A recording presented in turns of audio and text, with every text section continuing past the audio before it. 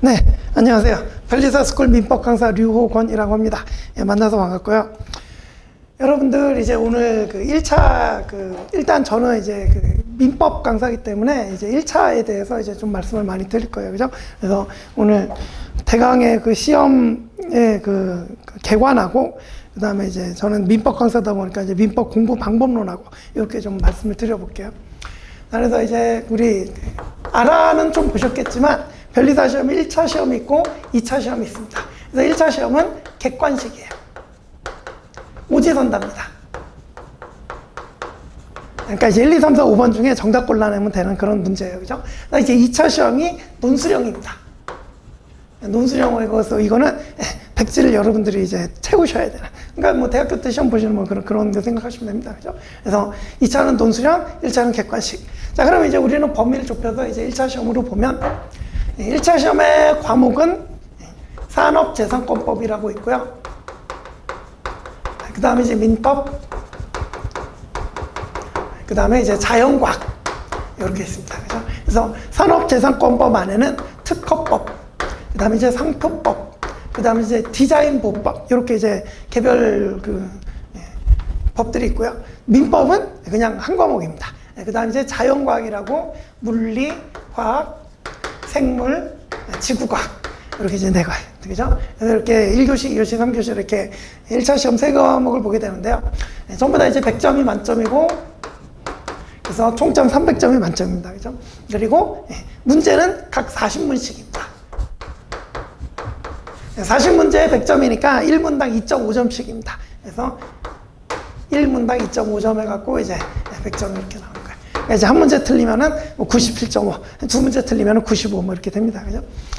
그리고 좀 이따 말씀드릴 거를 일단 대비하기 위해서 일단 그 커트라인을 먼저 좀 말씀을 드려보면 그러니까 이제 뭐 그러니까 매년마다 문제 출제 난이도가 높낮이가 있기 때문에 아주 쉬운 해에는 뭐 좀 점수가 높게 나오고 뭐 어려운 해에는 점수가 아주 낮게 나오고 그러는데 그래서 좀 편차가 크긴 합니다. 그래서 진짜 어려울 때는 커트라인이 70점대에 형성된 적도 있고요. 진짜 어려울 때는 80점 진짜 쉬웠을 때는 80점 넘은 적도 있어요. 근데 그러니까 이제 우리 이런 극단적인 경우를 예를 들 수는 없고 그래서 가장 보편적으로 나오는 커트라인을 계산해 보면 이 정도 나옵니다. 그러니까 통계표에서 매년 이제 1차 시험 합격 커트라인 이렇게 통계표가 나오는데 제일 많은 점수가 이 점수대예요. 그래서 이 점수대 정도 맞으면 이제 합격한다 이렇게 이제 생각이 드는데 여러분들이 이제 공부를 함에 있어서는 내가 커트라인 살짝 넘겨야지 사실 이게 불가능하거든요. 그죠? 그래도 좀 여유있게, 그죠? 한 80점 정도 맞아요. 그래서 대부분의 1차 수험생들은 목표를, 이 점수를 목표로 갑니다. 이렇게 이제 공부를 하십니다. 그죠? 그래, 뭐 실수해갖고 몇 문제 틀려도 합격하잖아요. 그죠? 그래서 대부분 수험생들이 이 정도를 이제 목표로 합니다. 그죠? 그래서 여기 이제 1차 시험의 개관이고, 그 다음 이제 아까 2차 시험을 좀 그려드렸는데, 아시다시피 1차 시험을 합격해야만 2차 시험에 자격이 주어집니다. 근데, 그래서 2차 시험을 보려면 일단 1차 시험 합격해야 되는데, 1차 시험에 한 번 합격하면은 2차 시험은 2번 볼 수 있습니다. 그래서 이게 이제 나중에 좀 그럴 텐데, 3월에, 보통 2월 셋째 주, 토요일. 보통 매년 2월 셋째 주 토요일에 1차 시험을 보게 됩니다. 뭐 정해진 건 아닌데 거의 대부분 이렇게 봐요. 그죠? 그 다음에 이제 쭉 가다가 한 7월쯤에 이렇게 2차 시험을 봅니다. 그러니까 예컨대 내년이 이제 26년이니까 26년 2월, 내년 2월에 1차 시험을 합격을 하시면 26년 7월에 2차 시험을 한번 볼 수 있고요. 그 다음에 27년 7월에 2차 시험을 한 번 더 볼 수 있습니다. 그래서 이제 1차 시험 한 번 합격하면은 2차 시험은 2번 볼 수 있습니다. 2번. 그죠? 그래서 요거를 이제 여러분들이 동차. 이렇게 이제 부르고, 그러니까 1차 합격하고 바로 2차까지 붙는 걸 이제 동차 합격 이렇게 부르고요. 이때 가서 뭐 이제 한번 기득권을 가지고 시험을 치른다 그래서 뭐 기득 이렇게 부릅니다. 그죠? 수험생들이. 그래서 기득일 때 2차 시험을 쳤는데 떨어졌다 그러면 다시 1차로 돌아와야 됩니다. 그죠? 그래서 그런 상황이 있었으면 안 되겠죠. 그죠? 그래서 1차 시험 한번 합격하면은 2차 시험은 2번 본다. 그래서 이렇게 이제 말씀드렸고 다시 1차로 돌아오시고. 자, 그래서 이제 이렇게 이제 그 1차 시험의 대강을 말씀드렸는데, 저는 이제 민법 강사다 보니까 오늘은 요거를 좀 자세히 말씀드릴 거고요. 근데 이제 요거보다 제가 오늘은 여러분들한테 더 말씀드리고 싶은 거는 그 1년의 그 커리큘럼. 오늘 지금 우리 하반기 종합반 설명회잖아요. 그죠?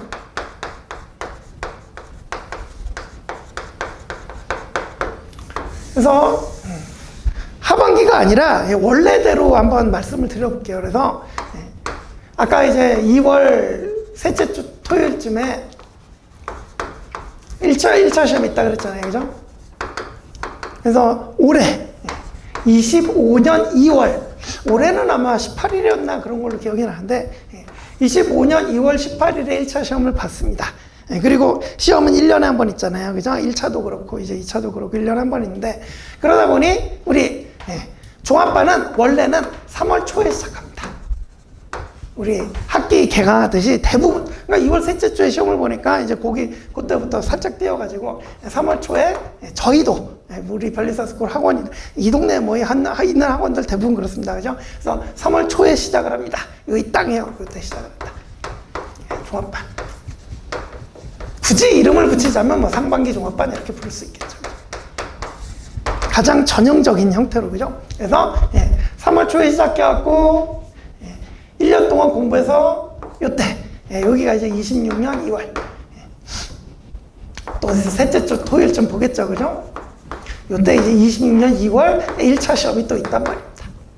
그래서 원래는 이렇게 2월 셋째 주 1차 시험 끝나고 3월 초에 시작해갖고 1년 동안 열심히 공부를 하셔갖고 내년에 1차 시험을 보는 이런 커리큘럼이에요. 그죠? 이게 원래 정상적인. 그죠? 그래서 올해도 이제 25년 3월에 이미 시작을 했고, 그래서 기본 강의를, 그러니까 이제 민법 기준으로 말씀드릴게요. 민법 기본 강의를 하고요. 그 다음에 이제 중급 강의를 하고요. 그 다음에 객관식 강의를 합니다. 1차 시험이 객관식이다 보니까 객관식 문제집을 풀어야 돼요. 그래서 객관식 강의라고 이렇게 합니다. 그죠? 그래서 요 기본 강의가 주로 한 이제 5월 중순. 그 다음에 이제 중급 강의가 또 한 7월 중순. 그 다음에 객관식 강의가 하다 보면 한 9월 중순. 요 정도 이렇게 이제 갑니다. 그죠? 그 다음에 이제 민법 같은 경우는 뭐 대부분 다른 과목도 그렇지만 기본, 중급, 객관식 강의 끝나면 그 뒤로는 길거나 이런 강의가 별로 없어요. 이 뒤로는 그냥 특강 형식으로 짧게 짧은 강의만 있습니다. 왜 그러냐? 여태까지 그러니까 상반기에는 이제 기본, 중급, 객관식 하면서 이제 강의를 들으면서 열심히 익히고 따라오는데, 요때부터는 더 이상 이제 강의 시간 뺏기면 안 돼. 이때부터는 여태까지 배우고 익힌 거를 이제 자기가 자기 걸로 만드는 따듬, 이른바 이제 마무리 과정이 되는 거예요. 마무리 과정이 돼서 요때부터 요까지는 정말 열심히, 그래서 혼자, 그죠? 달리셔야 되는 거죠. 그래서 요때 이제 여태까지 배운 거를 기초로 해갖고 혼자 막 열심히 공부를 해갖고 이때 시험 때 딱 들어간단 말이에요. 그죠? 이런 걸 이제 마무리 과정이 그렇게 합니다. 그죠? 그래서 이제 저희 뭐 상반기 종합반 설명할 때도 그러고 보통 설명할 때 이제 이게 우리 학원의 기본적인 커리큘럼이고, 원래 이제 1년에 시험이 한 번 있다 보니까 우리 수험 기간도 1년이 주어져요. 그죠? 그래서 1년은 이렇게 이제 합니다. 그죠? 그래서 이제 뭐 조금 구체적으로 말씀드리면 기본 강의가 50회입니다. 그러니까 민법 기준으로. 기본 강의가 50회인데, 이제 월화수목금 하면은 이제 일주일에 5회를 하게 되죠. 그래서 5회씩 10주. 그러면 약 2개월 반 이상이 걸립니다.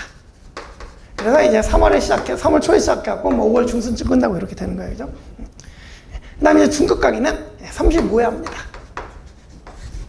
두 번째 보니까 그러니까 좀 시간 좀 줄여야죠. 그죠? 35회 해갖고, 월화수목금 해갖고 이제 7주. 이렇게 하고 그러죠.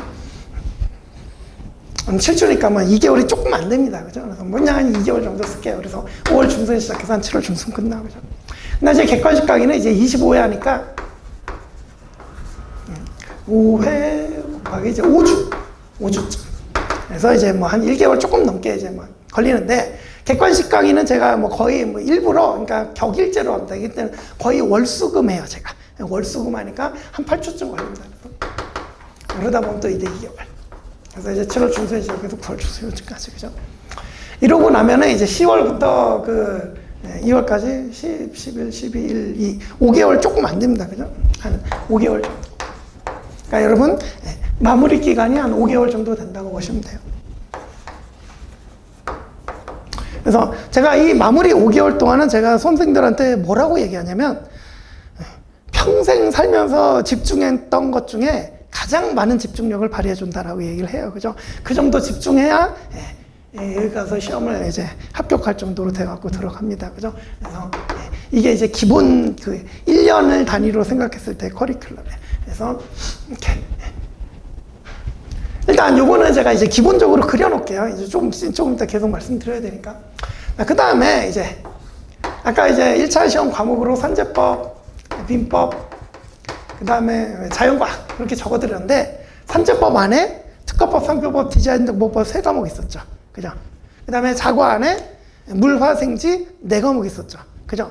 근데 민법은 그냥 한 과목이라 그랬죠. 그죠? 그만큼 민법이 양이 많습니다. 다른 거 3과목 합친 거, 자과 4과목 합친 거 거의 많으면 많았지, 그거보다 더 많으면 많았지 적지 않습니다. 그만큼 양이 많다. 그죠? 그래서 민법이 이렇게 양이 많기 때문에 뭐 기본 강의 한 번 하는데 50분 자그마치 10주 동안 이렇게 한단 말이에요. 그죠? 이렇게 양이 많다. 자, 그 다음에 민법이라는 게 좀 특성이 있어요. 일단 민법도 여러분도 뭐 한 번도 들어본 적이 없는 얘기겠지만, 민법도 이 안에 대목차, 그러니까 이제 목차를 좀 크게 나눌 수 있습니다. 그죠? 그래서 대목차로 나눠보면 민법 총칙이라는 게 있고, 그 다음에 이제 물권법이라는 게 있고, 그 다음에 채권법이 있는데, 채권법은 또 총칙하고 각칙하고 또 나뉘어요.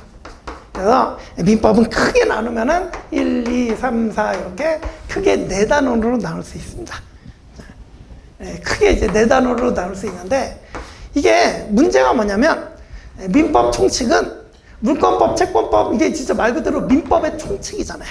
그러다 보니까 물권법, 채권 총칙, 채권 각칙, 여기에 있는 내용들이 공통적인 내용들이 모여서 만들어진 게 이 민법 총칙이에요. 그죠? 그래서 여러분들 뭐 이렇게 써놓으니까 좀 간단하게 예를 들어드리면, 물권법 여러분 그래도 소유권이라는 얘기는 들어봤잖아요. 소유권, 내 거다. 그죠? 그런 거 이제 소유권이라고 하는데 그 물권이거든요. 그죠? 그 다음에 내가 뭐 갑한테 뭐 돈 받을 게 있다. 뭐 예컨대 100만 원 받을 채권이 있다. 그죠? 그렇게 하면 그거 채권이라고 부르는 거예요. 대강 말씀드리면. 그죠? 그래서 물권에도 공통되고 채권에도 공통되는 내용들이 여기 들어있단 말이에요. 그죠? 그 다음에 물권이라는 게 변동이 되려면 채권이 먼저 생기고 나서 이걸 과정으로 해서 물권이 변동이 돼요. 그죠? 무슨 얘기인지 몰라도 모르시겠죠? 처음 듣는 거예요. 그죠? 그러니까 쉽게 제가 지금 말씀드리고 싶은 취지는 뭐냐면, 1단원, 2단원, 3단원, 4단원 이렇게 나뉘어져 있지만, 얘네들이 선이 딱딱 꺼져요? 안 꺼져요? 안 꺼져요. 연결 다 돼 있어요. 이렇게 상호간에 연결이 다 돼 있어요. 그죠? 요게 이제 제가 말씀드리고 싶은 가장 중요한 민법의 특성이에요.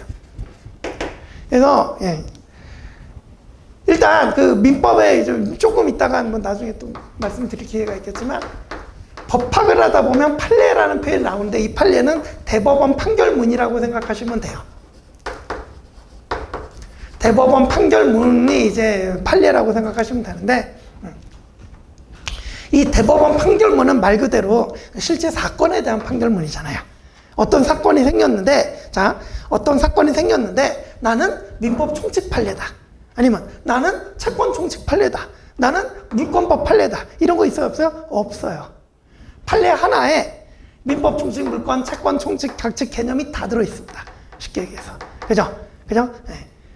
아니, 사건이 무슨 민법 총칙 사건이 이러고 안 나온단 말이에요. 그죠? 그러다 보니까, 근데, 이 판례 중에 제일 중요한 쟁점이 민법 총칙 쟁점이면, 이 판례는 여기 들어가 있어요, 교재에는. 그죠? 근데 이거 읽다 보면, 물권법, 채권법 내용이 나와야 안 나와요? 나와요. 그죠?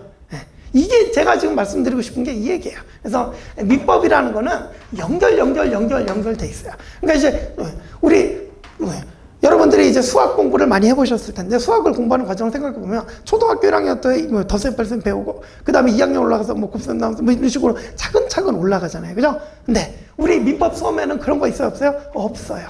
그냥 한 방에. 그러니까 제가 이 기본 강의 50회 한다 그랬잖아요. 이 기본 강의 할 때 제 교재가 이제 포인트 민법이라는 교재인데 요거 이제 나가시다 보면은 저기 이제 그 견본이 있어요. 그 한번 뭐 내용을 보시라는 얘기는 아니고 두께나 뭐 그냥 이거 도대체 양이 많다 그랬는데 얼마나 되나 그죠? 그 정도 구경만 한번 해보세요. 그죠? 이 포인트 민법이라는 교재가 있는데 그죠?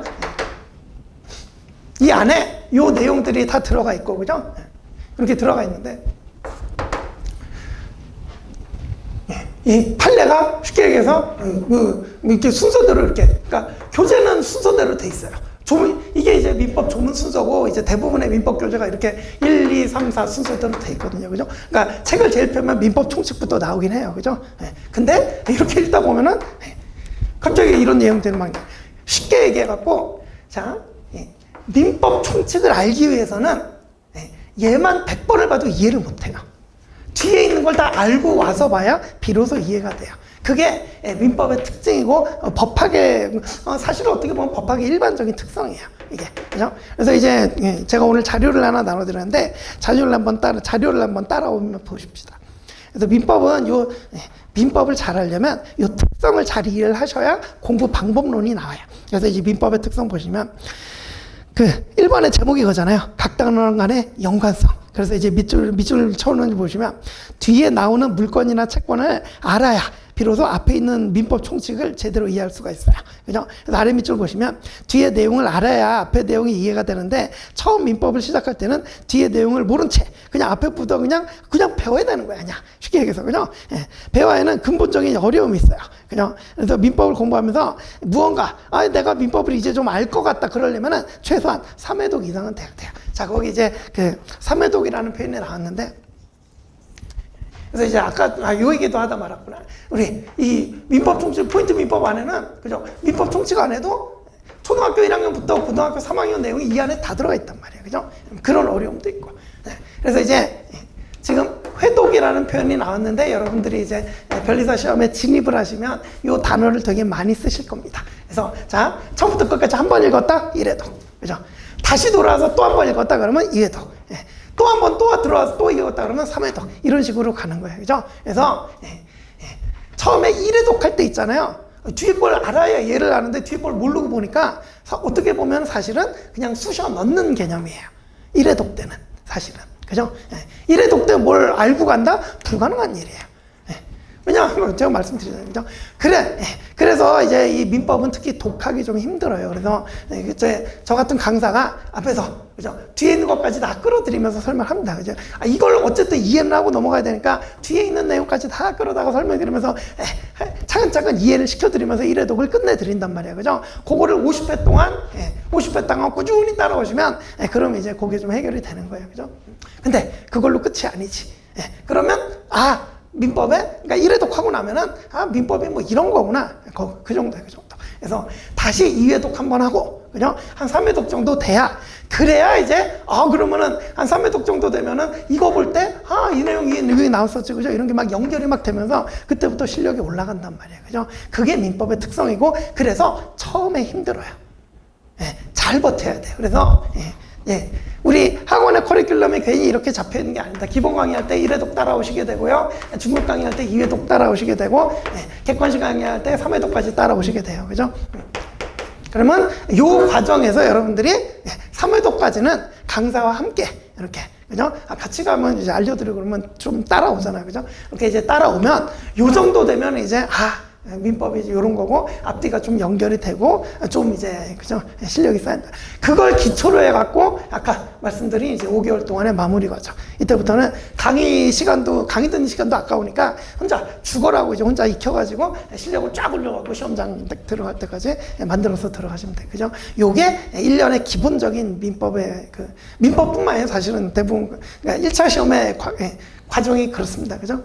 그래서 민법은 이제 1회독, 2회독, 3회독 했다 그랬잖아요. 그 다음에 이제 마무리할 때 5개월 동안에 3회독 이상을 또 하셔야 됩니다. 그러면 이쯤 가면 총 몇 회독? 한 최소한 5에서 6회독 정도는 나와줘야, 그래야 이제 시험장 가갖고 이 아까 말씀드렸던 커트라인을 넘는 점수를 만들어갖고 이제 들어가실 수 있고, 그래야 그 점수 맞아 나온단 말이에요. 그죠? 되셨죠?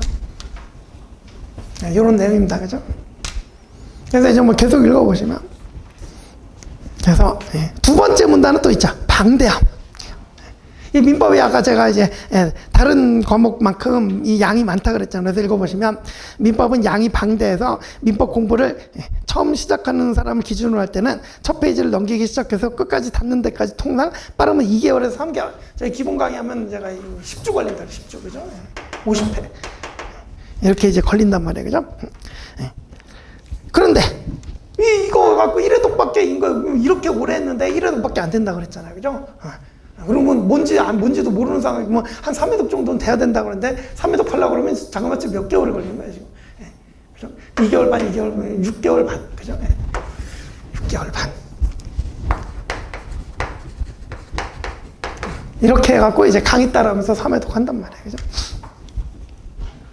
이만큼 양이 많고, 이제 뭐, 그렇다. 자, 그러면 제가 이거를 분명히 지금 여기는 제가 이제 요 얘기 말씀드릴게요. 지금 우리가 하반기 종합반입니다, 지금. 그죠? 하반기 종합반이고, 뭐, 이제 오늘이 벌써 6월 말이니까 이제 7월쯤 돼야 시작을 하겠죠. 그죠? 근데 지금 제가 여태까지 열심히 말씀드린 거는 3월에 개강해갖고 2월에 시험 보는 1년을 수험 단위로 기준으로 하는 이런 과정을 보여드린 거잖아요. 그죠? 이걸 보셔야 여러분들이 돼요. 그죠? 그래서 이걸 보셔야지. 그래서 여러분들이 만약에 지금 7월이 아니라 이미 3월부터, 그러니까 2월에 설명할 때부터 여기 앉아있다 그러면 이 과정을 따라가시면 되는 거예요. 그죠? 그런데 지금은 말씀드린 대로 7월이고 우리는 하반기 종합반이에요. 그죠? 그러면 우리는 하반기 종합반이니까 이제 지금 쉽게 얘기해서 지금 이쯤 지금 여러분들 와서 앉아 계신 거야. 그죠? 그러면 남들은 1년에도 어렵다고 그래서 1년에도 뭐 붙을까 말까 이런 시험인데, 이걸 지금 우리 와가지고 지금 요만큼밖에 안 남았는데, 그냥 이거를 어떻게 해낼 것이냐. 그죠? 지금 그게 우리한테는 지금 여기 앉아 계신 분들한테 문제란 말이야. 그죠? 이때, 편하게 생각하셔가지고, 뭐 지금 너무 늦게 들어왔으니까 일단 뭐 26년 시험은 패스하고 그냥 27년 2월을 노려야 되겠다. 그죠? 27년 2월 시험을 목표로 이제 공부를 해야겠다. 그죠? 이렇게 생각하시는 분들도 계실 텐데, 그리고 이렇게 마음을 먹고 오신 분들도 혹시 계실 텐데, 그러시면 절대 안 됩니다. 그죠? 절대 안 됩니다. 언제 진입했든 무조건 우리는 내년 시험을 목표로 가셔야 돼요. 그죠? 그러셔야 되고, 그리고 가능합니다. 그래서 심지어는 뭐 9월쯤에 진입해가지고 다음에 1차 합격하시, 물론 수는 많지 않습니다. 그만큼 어렵기 때문에 그렇게 이제 짧게 공부해갖고 1차 합격해서 이제 2차로 올라가시는 분들의 수는 많잖아요. 그죠? 그런데 심지어는 막 9월에 들어와서도 1차 합격하고 나가시고 그런 사람이 있단 말이에요. 그죠? 여러분들은 그래도 9월보다 빨리 왔잖아. 지금 7월이잖아요. 그죠? 자, 그래서 이제 제가 이제 민법의 특성을 이렇게 말씀드렸는데, 한 3회독 정도 돼야지 이제 이해가 된다고 그랬고, 그 다음에 이제 뭐 그 프린트는 안 써 있는데, 민법에는 또 이런 특성이 있습니다. 휘발성이라고 해갖고, 맨날 날아갑니다. 분명히 배웠는데, 일주일 지나면 뭘 배웠는지 몰라요. 왜? 워낙 외울 것도 많고, 워낙 할 것도 많고, 워낙 외울 것도 많고, 그래갖고, 민법을 해보면은, 일주일만 지나면 싹 까먹습니다. 이게 휘발성이라고 해요. 그죠? 그래서, 이거를 극복하는 방법이 이거거든요. 그죠? 지금 제가 아까 총 몇 회독? 기본 강의 1회독, 중급 강의 2회독, 객관식 강의 3회독, 그 다음에 마무리 동안 자기 혼자 3회독 더 이상 해갖고, 저도 5, 6회독 만들어 가시라 그랬잖아요. 그죠? 그러면, 여러분들이 그죠? 아무리 양이 많고 어려워도 한 6번쯤 보면 그러면 기억이 납니다. 시험장 들어가면. 그죠? 그래서 우리 민법의 이 방대한 양과 이 문제의 휘발성을 해결하는 방법은 회독이 있단 말이죠. 그죠? 회독. 이게 포인트예요. 그러니까 여러분들이 지금 늦게 들어왔지만 오늘 이제 여러분들께 말씀드리고 싶은 핵심은 추가예요. 추가.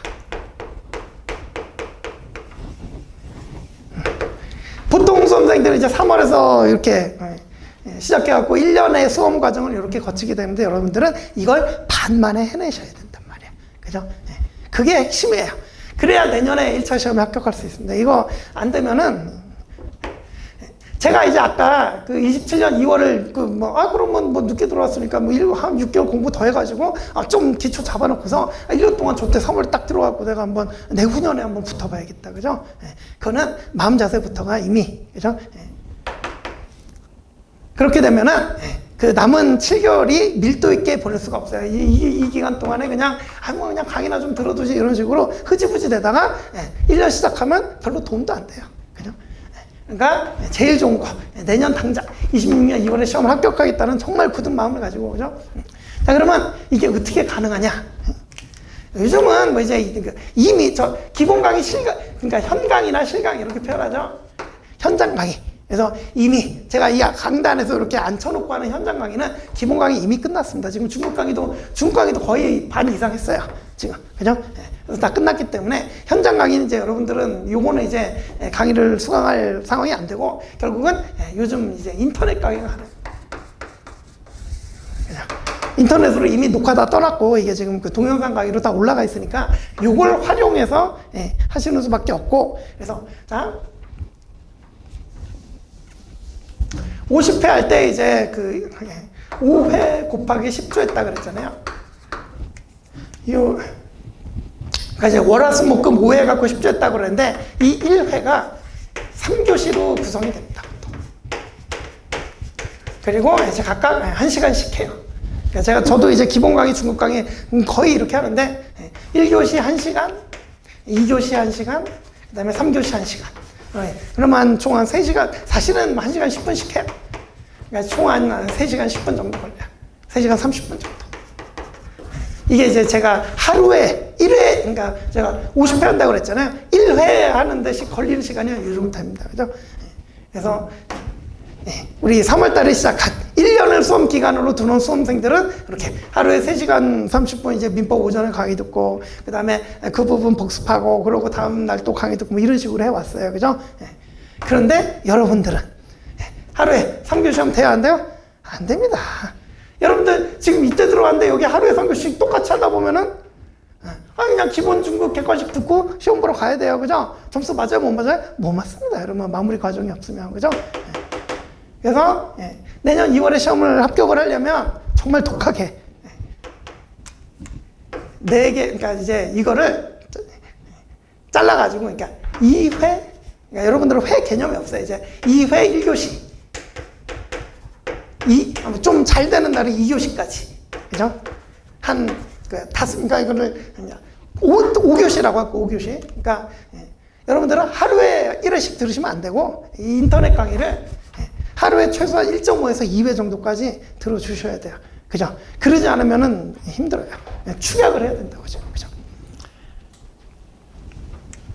그래서 이거를 줄여야 돼. 그래서 원래 기본 중급 1년 기준으로 하면은 객관식까지만 6개월 걸리는데 여러분들은 3, 4개월 내에 그걸 끝내야 돼요. 그죠? 그 다음에 마무리 시험 들어갔고 요때 또 마무리해갖고 그래도 여러분 기간이 짧다고 그래갖고 그러면 회독수를 줄여서 들어가지? 안 됩니다. 그래서는 안 돼요. 그래서 기간이 줄여도 회독수를 줄이면 안 되고 회독수는 웬만하면 맞춰줘야 돼. 이렇게 기간이 짧으니까 뭐 한 2, 3회독만 하고 들어가서 시험 보지 거의 실패할 확률이 높습니다. 왜냐하면 이런 특성이 있다니까요. 법학이라는 게. 그죠? 대신에 이거를 해내시기만 하면은, 그러니까 이제 실패를 안 하고 해내시기만 하면은 합격 가능성은 확 올라갑니다. 이거 왜 그러냐? 휘발성이 크다 그랬잖아요. 그러니까 1년 동안 내내 하면은, 예컨대, 자, 우리 뭐 강도를 한번 얘기해 봅시다. 1년을 수험 기간으로 삼고 준비하시는 분들은 요때 한 강도 3. 그러니까 선풍기 강도 생각하시면 돼요. 그죠? 선풍기나 에어컨 3 정도로 공부하다가, 그죠? 이때도 뭐 3, 3, 3, 한 여름쯤까지는 한 3, 3, 3 공부합니다. 그죠? 그러고 여름 지나면은, 뭐 좀 스포츠 좀 올려볼까? 4, 4, 4 좀 올리고, 막판에 가면은, 진짜 열심히 해야 된다고 그러니까, 뭐 5, 5, 6, 6, 뭐 이렇게, 그죠? 7, 7, 이런 식으로, 그죠? 이런 식으로 강도를 늘려가는데 여러분들은 여기서 시작하잖아. 처음부터 쉽게 얘기해서 6, 7 이상으로 달려줘야 됩니다. 그죠? 여기서부터. 그죠? 처음부터 6, 7 이상으로 강도로 달려가지고 남들과 기본강의 때 여러분들 기본강의 때는 그냥 1회분만 하루에 소화하면 된다는. 근데 지금은 하루에 1회분 소화했고 안 된다니까. 1.5회에서 2회분을 소화를 하셔야 된다니까. 강의도 듣고 복습도 하고. 그죠? 이 강도로 이렇게 해갖고 6677, 8888, 9999, 막 10, 이렇게. 그죠? 얼마나 힘들겠어요. 선풍기도 힘들겠죠. 그죠? 이렇게, 이 정도 강도로 하면은 뭐 그냥 할만한데. 그죠? 이렇게 달려버리면 쉽겠어요? 무지하게 어렵죠. 이거 몸이 힘듭니다. 진짜로. 몸이 힘들 정도로 하셔야 됩니다. 대신 이렇게 하면, 그죠? 제가 아까 말씀드렸지만 이 변리사 시험이나 법학 공부라는 거는 밑빠짐 그 휘발성, 나중에 뭐 이제 종합반 분들한테 항상 말씀드리는 상담할 때 얘기하는 건데 밑빠진 독의 물붓기예요.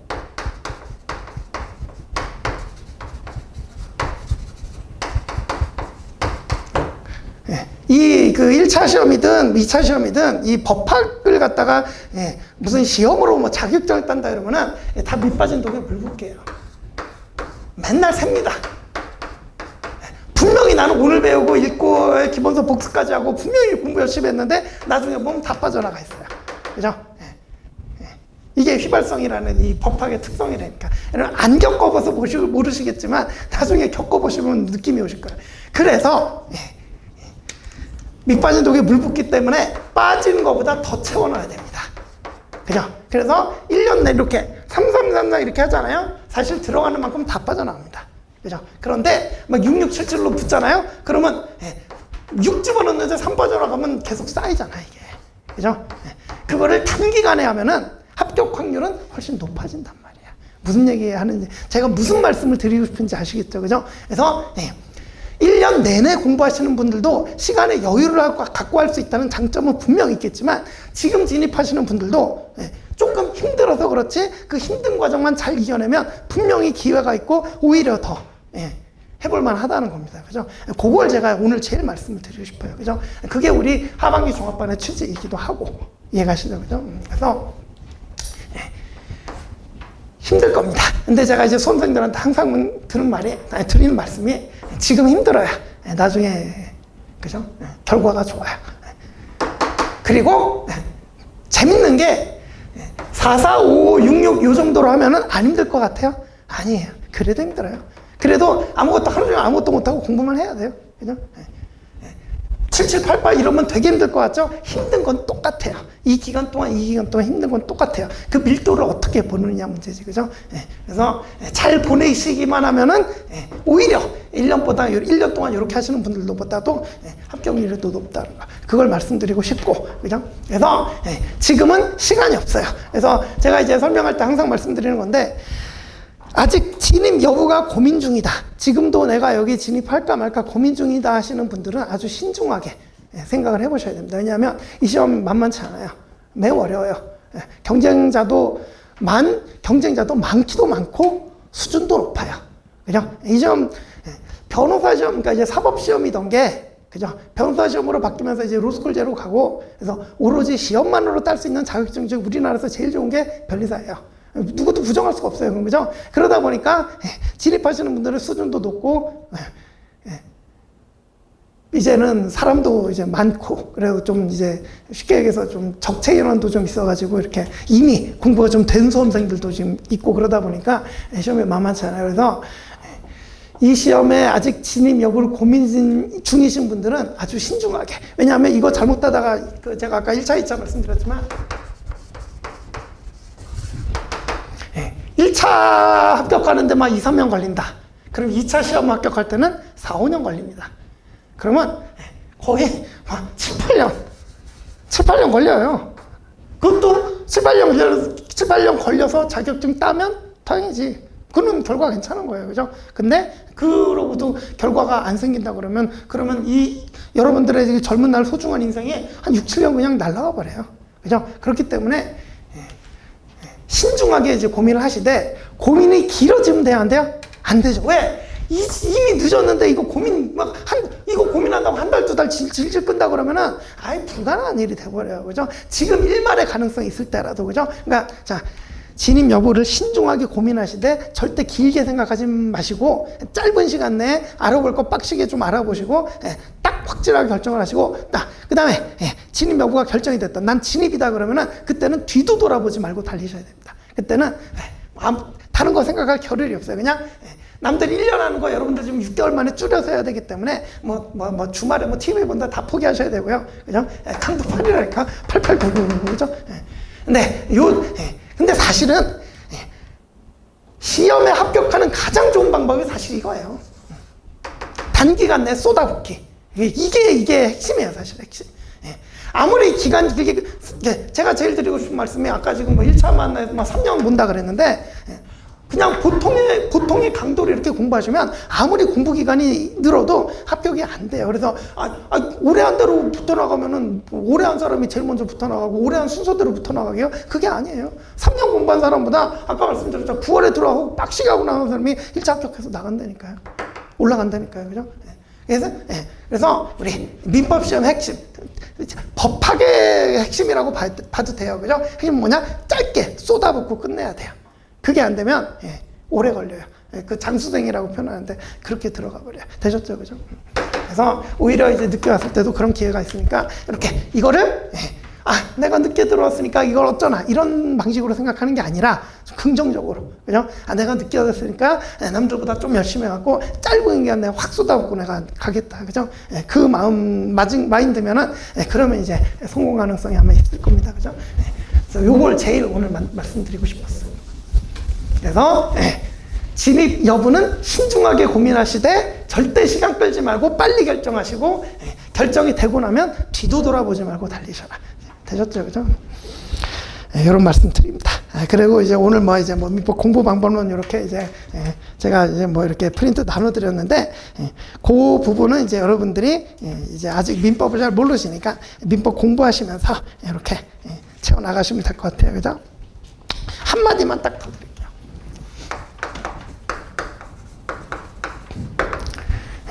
이 중에 여기 이제 여러 가지 제목도 있고 여러 가지 내용이 있는데 그 중에 일단 1페이지의 맨 밑에 그 공부 방향의 설정 및 분량의 조절 요것 좀 보실게요. 그래서 넘어가서 2페이지를 보시면 2페이지 맨 위에 보시면 밑줄 따라오세요. 제가 사용하는 수험서인 아까 포인트 민법이라는 책 제가 쓴다 그랬죠, 그죠? 그래서 저기 이제 나가시면 좀 견본도 보실 수 있는데, 자, 이게 1000페이지가 됩니다. 제 책이 제가 쓰고 강의하는 이 책이 이제 1000페이지 가량입니다. 네, 저보다 이제 민법을 훨씬 잘 아시는 민법 대학교 교수님들, 저명 교수님들이 계시죠, 그죠? 그분들이 저술을 하신 민법 교과서가 있는데, 얘네들은 2000페이지를 훌쩍 넘어갑니다. 그죠?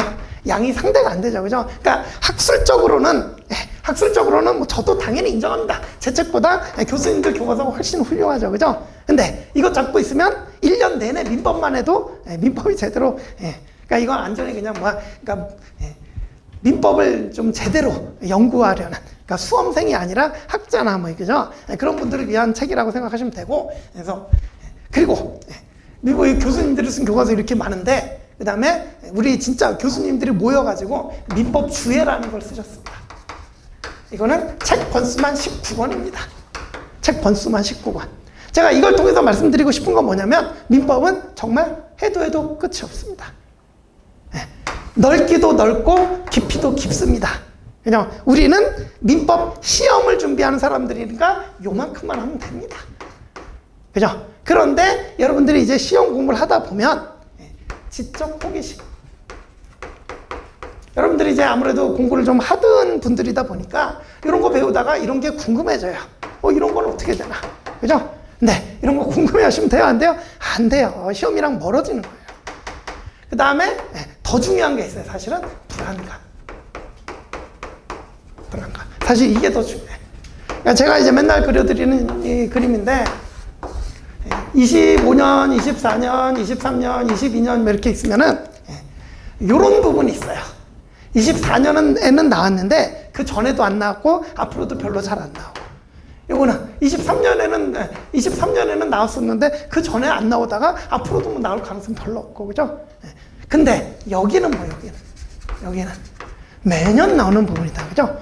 그러면 여러분들은 어디에 집중을 해야 돼요? 여기에 집중을 해야 돼요, 그죠? 그런데 요런 게 나왔잖아. 그러니까 여러분들이 뭐예요? 불안해요. 불안하니까 궁금함을 자꾸 늘리는 거야. 이런 것도 나왔네? 이런 것 좀 더 봐야 되나? 이러시고. 그죠? 그죠? 이렇게 늘리면 아까 제가 1년 동안 해야 됐던 5회독, 6회독 나와요, 안 나와요? 못 나와요, 이게. 그러니까 이 시험 공부할 때 절대 제일 조심해야 될 게 분량 조절. 민법 공부하다가 이렇게 가잖아요? 끝도 없어요. 10년 동안 민법 공부해도 이 해결이 안 돼요, 이거는. 교수님들의 영역이 쉽게 얘기해서. 그죠? 여러분들이 이쪽으로 들어가면 돼요? 안 돼요. 우리는 요거 잘해가지고 시험 보러 들어가면 되는 거예요. 대신 여기서 나오는 거는 정확하게 머릿속에 딱 선명하게 알고 들어가야지. 그래야 이제 객관식 문제를 맞춰 나오거든요. 이해가시죠? 그죠? 그래서 우리가 항상 생각해야 될 게 공부 분량 조절이다. 그래서 진짜 열심히 하시는데 잘 안 되시는 분들을 보면 너무 깊이, 쓸데없이 깊이 좀 공부를 하시는 성향이 있어요. 그러면 시험에서는 불리해요. 그는 수험생의 자세라기보단 학자의 자세예요. 우리는 학자들의 영역은 학자들한테 밀어둬야 돼요. 우리는 수험생이니까. 이해가셨죠? 그죠? 그래서 중요한 게 뭐냐? 기출문제.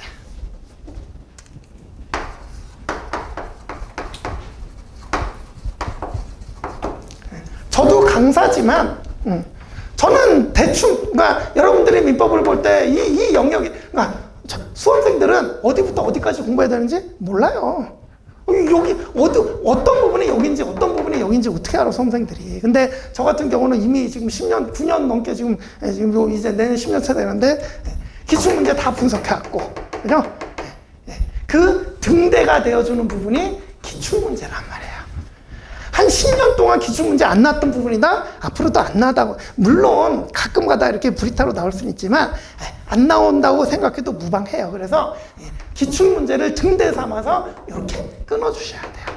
그게 이제 중요한 얘기예요. 안 그러면은 너무 엉뚱한 방향으로 흘러가. 게다가 1년 동안 공부해도 이렇게 나가면 안 되는데 여러분들은 심지어는 이제 6개월 만에 끝내야 되는 사람들이야. 그죠? 이쪽으로 나가면 돼요? 안 돼요? 절대 안 돼요.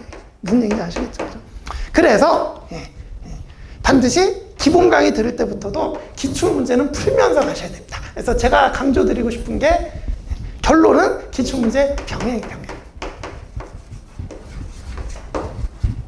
그래서 제가 아까 이제 기본 중급 객관식 말씀드렸는데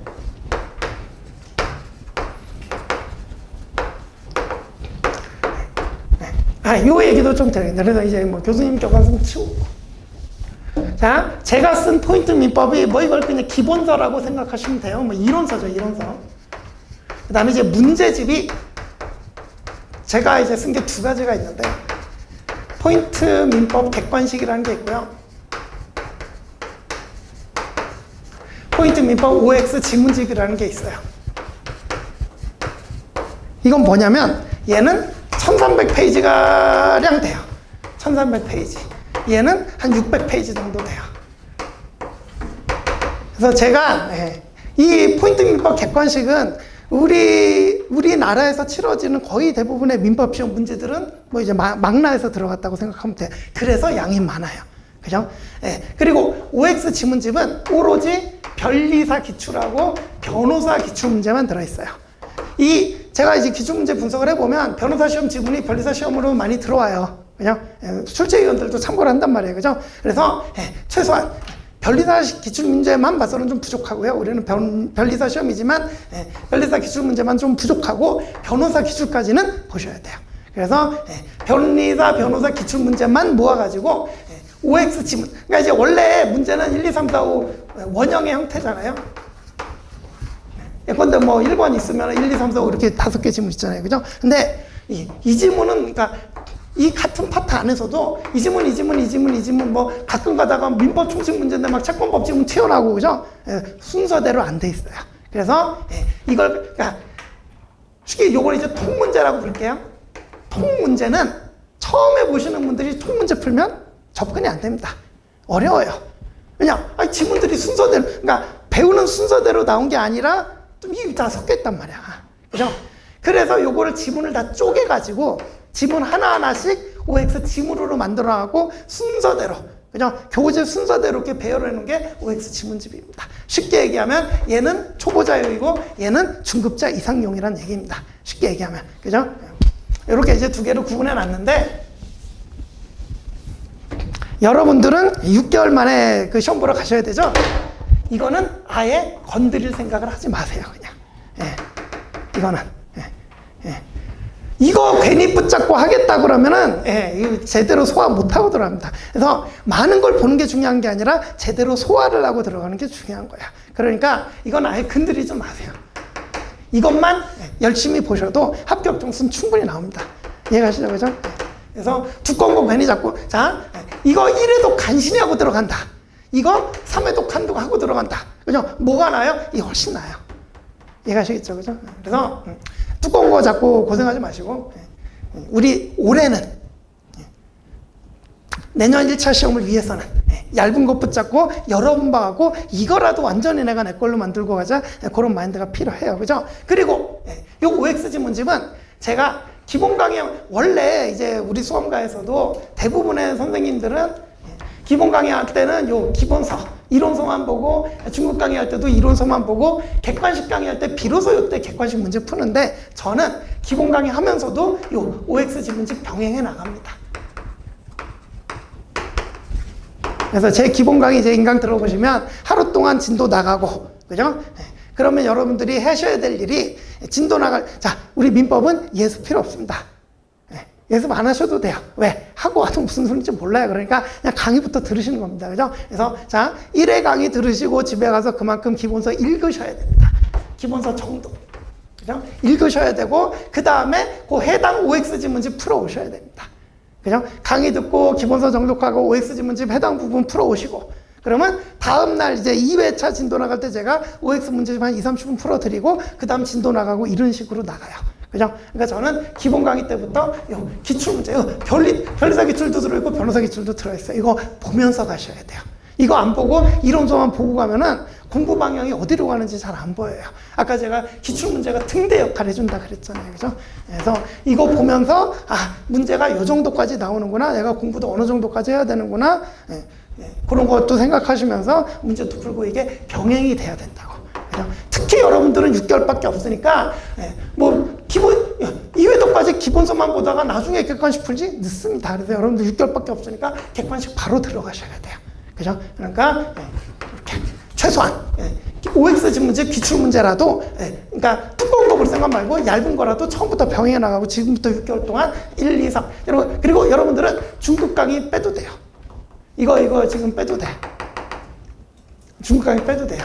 오히려 빼셔야 될 것 같고요. 지금 6개월밖에 없잖아요. 그죠? 그렇기 때문에 기본 강의 수강하시고 OX 지문 좀 한번 풀어보시고, 그다음부터는 객관식 위주로 하면서 그 기본서에 정리하시고, 이런 식으로 해갖고 마무리 시간, 그러니까 여러분들은 줄여야 돼. 그죠? 요거를 한 4개월 내에 해주셔야 되고요. 그 다음에 나머지 2개월 동안 마무리 해가지고 시험 보러 가셔야 돼. 그죠? 자, 제가 아까 중요한 거 말씀드렸어요. 벌려만 놓고 정리가 안 되면 시험장에 끌려 들어가는 거예요. 붙어 나올 수가 없어요. 그러니까 양을 줄이더라도, 여러분들은 양을 줄이더라도 반드시 내가 한 것만큼은 머릿속에 내가 다 갖고 간다. 그 생각으로 가시면은 그러면 1차 합격해서 나올 수 있어요. 그죠? 되셨죠? 그죠? 그래서 이렇게 이제 그 부분까지 좀 말씀드렸습니다. 그죠? 나머지는 여러분 제 강의 들으면 민법 강의 자체를 이제 수강을 하시거나 들으시다 보면은 저절로 깨달아지는 내용 드릴 테니까 그렇게 좀 나중에 이제 알아주시면 되겠습니다. 그래서 여러분들이 또 이제 각오, 그죠? 또 이제 굳은 각오를 가지고 이렇게 또 이제 설명을 들어서 오셨는데, 제가 하반기에 어떻게 하면은, 그죠? 내년에 바로 이렇게 합격을 할 수 있을까? 이런 거를 최대한 말씀드려보고 싶어서 이렇게 말씀드렸습니다. 오늘 이렇게 이제 설명해 드렸고요. 다음에 실제로 제 강의 통해서 민법 지식을 좀 전달시켜주는 그런 기회도 좀 있었으면 좋겠습니다. 들어주셔서 감사하고요. 다음에 또 뵙겠습니다. 수고 많으셨습니다.